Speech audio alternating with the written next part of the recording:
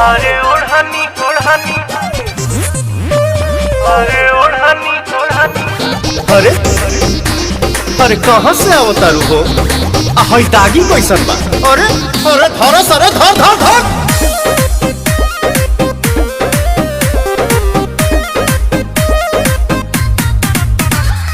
काहे पीछा पड़ल बड़ा हमारे पमरल बड़ा माथा फूकी पिया तारा दूध से काचल बड़ा।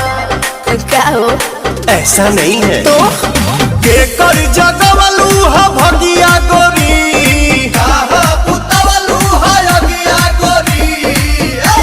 तो हरी हरी ओढ़नी तो हर छूटल कवन बगिया ए गोरी। तो हरी हरी ओढ़नी तो हर छूटल कवन बगिया ए गोरी। अरे काहे बताई?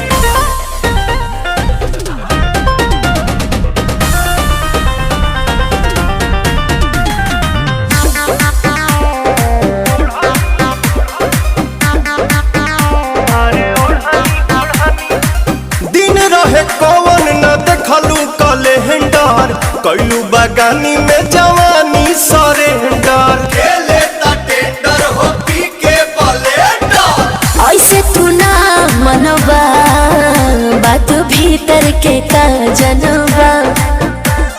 छोटे में खोटे लू सगिया गोरी, एही से लागल बदगिया गोरी।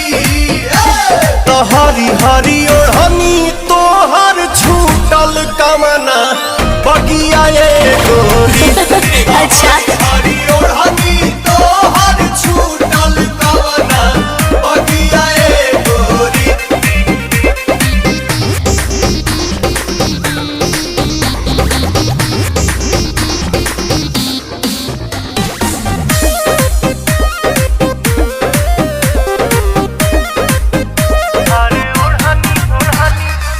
आंसू प्रियांशु से देखावेलू तुम कर, चलता तो हर पवन में से चक्कर। चलता चक्कर हो पिएलू साकर। भेद जन खोला हो चाहे का बोला हो।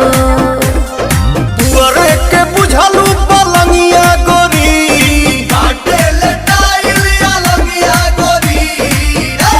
तो हरी हरी ओढ़नी तो हर छूटल कवना बगिया ए गोरी। तो हरी हरी ओढ़नी तो हर छूटल कवना बगिया ए गोरी। बाद में बताऊंगी।